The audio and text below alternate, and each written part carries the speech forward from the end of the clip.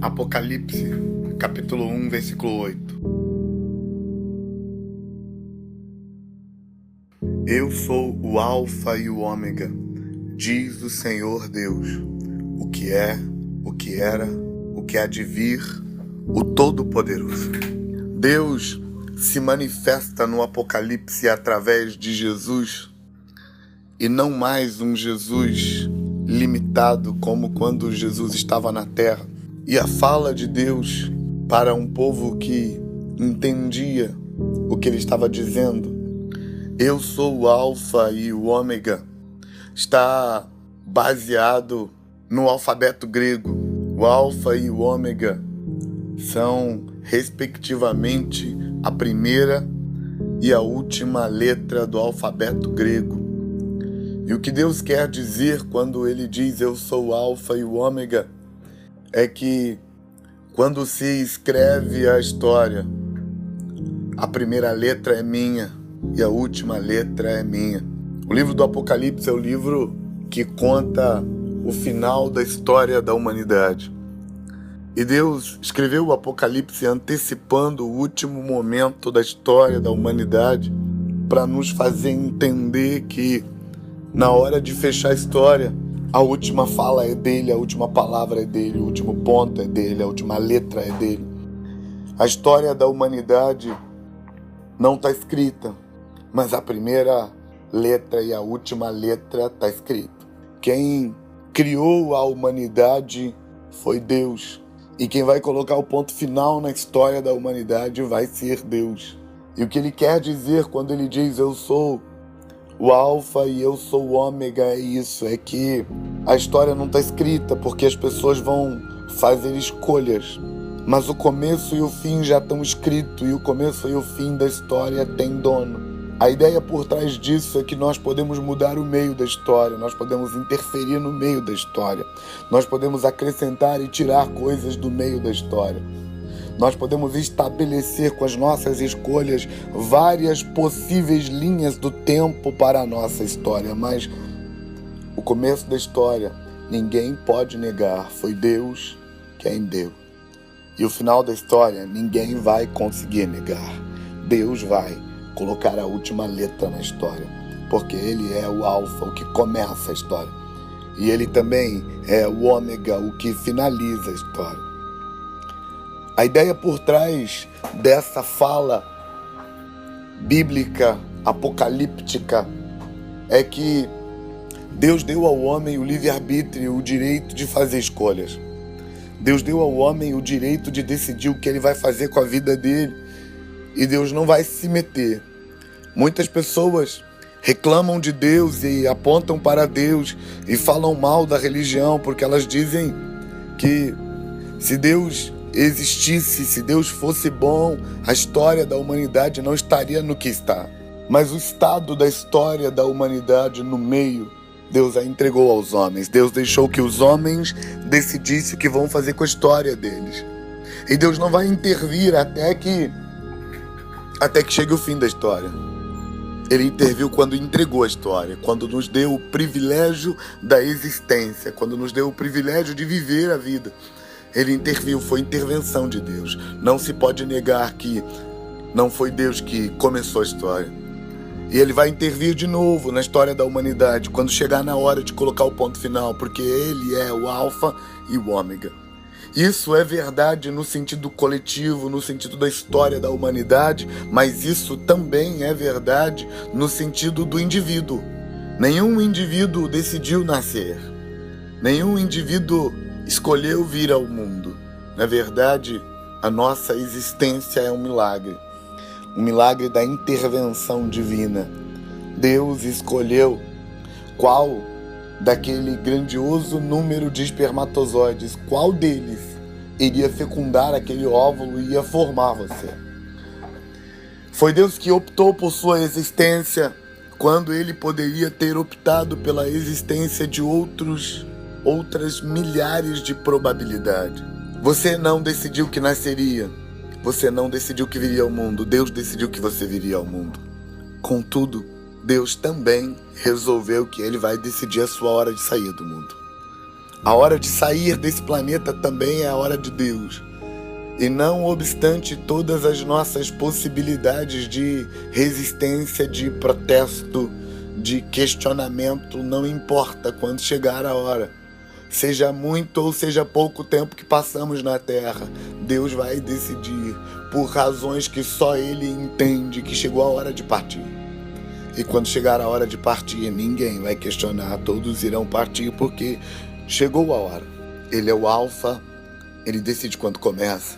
Ele é o Ômega, Ele decide quando termina. Mas em contrapartida a isso, Deus nos deu todo o restante, todo o meio, entre o Alfa e o Ômega, para a gente decidir. E as consequências por trás da nossa escolha é nossa. Nós não podemos decidir o Alfa e o Ômega, mas todas as outras a gente pode decidir. Nós podemos resolver o que vamos fazer da vida. E Deus não vai interferir. Às vezes as pessoas questionam, por que Deus não interfere? Ele não interfere porque a vida é sua. Ele não interfere porque é seu papel tomar postura e resolver a sua vida. Mas quando chegar a hora da intervenção, então vai chegar a hora da prestação de contas. O texto diz, eu sou o Alfa e o Ômega. Eu sou aquele que é, que era e que há de vir. O Senhor da história, Senhor do tempo, aquele para quem não existe nem passado, nem presente, nem futuro. Para Ele, tudo é um eterno agora.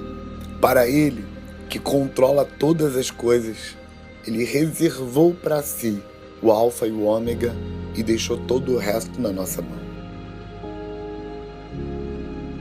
O que essa palavra tem a ver com essa hora triste?